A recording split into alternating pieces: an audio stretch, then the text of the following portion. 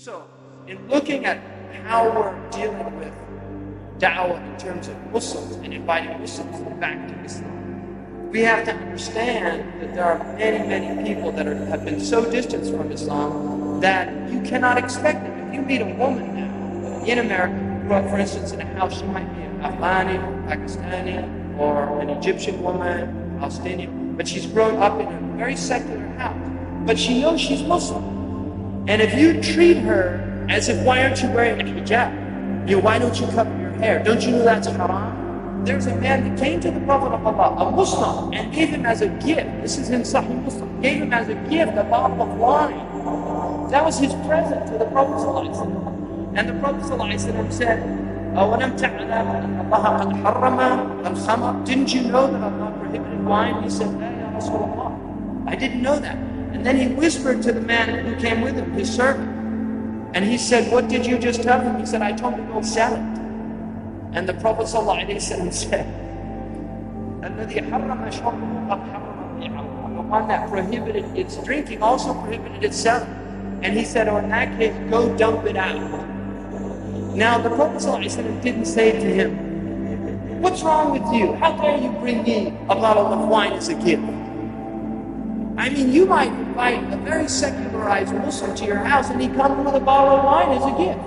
And there's Muslims that would say, how would it be that? Go to hell or something, and slam the door on them. That's not what the Prophet ﷺ said. That's not how he treated that person, because he was looking at the level of the person's knowledge and consciousness. Now, one of the things about the people of Tasawwuf traditionally in the world is that they were known for their tolerance. They're people that were less condemnatory, less judgmental, which is obviously why they were very successful in calling other people to Islam. I'll give you an example. Habib Omar bin Mahfouz, who's a Yemeni scholar and has a madrasa in Tarim. An American was studying with him, and he said, if you want to call people in America to Islam, then it's based upon a condition that whoever you talk to, you see them as better than you. And he said, and the reason for that is Allah subhanahu wa ta'ala says, وَمَا كُنَّا مُعَذِّبِينَ حَتَّى نَبْعَثَ رَسُولًا. We do not punish people until we send them a messenger. And so those people who have not heard the message of Islam have an excuse with their Lord for whatever they're doing. Whereas any of your disobedience, you have no excuse. And so that is a different way of looking. Instead of looking at people with contempt, you actually look at them with compassion.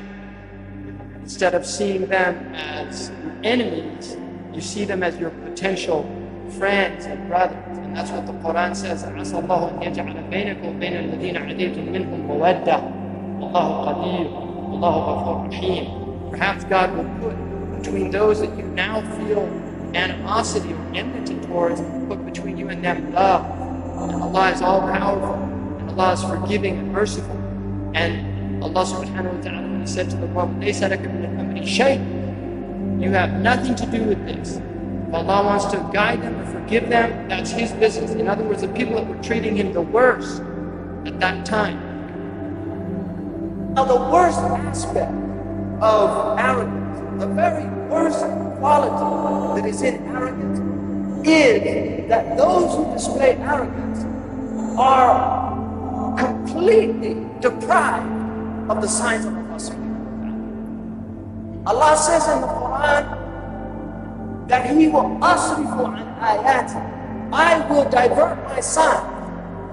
أصرف آياتي على الذين يتكبرون في الأرض بغير الحق. Those who are arrogant without any right to be arrogant. وإن يروا كل آية لا يؤمنوا بها. If they see every sign, they won't believe in it. وإن يروا سبيل الرشد لا يتخذوه سبيلا. If they see the clear path, if they see guidance, they won't take that path. وإن يروا سبيل الغي يتخذوه سبيلا. And if they see the path that deviates from the truth, that takes people away, they will take it as a path. Why? ذلك إنهم كذبوا بآياتنا وكانوا عنها غافلين. That is because they denied our sign. They denied our sign out of arrogance. They denied our sign and they were heedless. غفلة. And this is why Imam al-Junayd the great, they call him Imam al-Ta'ifatayn, because he was a great faqih, he was also a great spiritual master. Imam al-Junayd said, before learning about God, you have to enter the heart of arrogance. In traditional, when you study traditional science, they say, the most important thing is learning aqidah, and then you learn fiqh. I learned, أول واجب على من كل فهم ممكن أن يعرف الله ورسوله بصفاته وما عليه نصب الآيات. The first obligation is to learn Allah and His Messenger. This is what they teach. If you go any traditional madrasa training, first thing you learn aqidah, because that's أول واجب. Imam al-Junayd said the first thing that you should teach somebody is what the signs of arrogance are, and teach them how to fight those signs in themselves. Because if they're not doing that actively, it's a waste of time to teach them anything else, because even if they learn the information, they won't have the knowledge. They won't have the knowledge. Arrogance is a disease. The Prophet ﷺ said once, he said, لَنْ يَدْخُلَ الْجَنَّةِ مَنْ كَانَ فِي قَلْبِهِ مِثْقَالُ ذَرَّةٍ مِنْ كِبْرٍ. No one will enter paradise if they have an atom's weight of arrogance in their heart. One atom's weight will prevent you from entering into paradise. One atom's weight. They forget that the Sahaba were all converts. The Sahaba were all converts. They converted to Islam. They weren't born in Islam. They were born in Jahiliyyah. But the Prophet ﷺ had the patience, the love, the care, the concern, and the forbearance to put up with all their arrogance, with all their jahiliyyah for 23 years until the entire Arabian Peninsula was in a state of Islam. وَلَقَدْ كَانَ لَكُمْ فِي رَسُولِ اللَّهِ إِسْوَةٌ حَسَنَةٌ. You have in the Messenger of Allah the best example. People won't put up for a person out here for 5 minutes talking about Islam.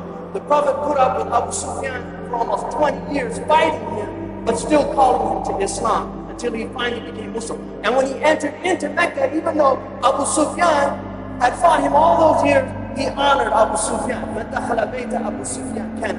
Whoever enters into the house of Abu Sufyan is in a state of security.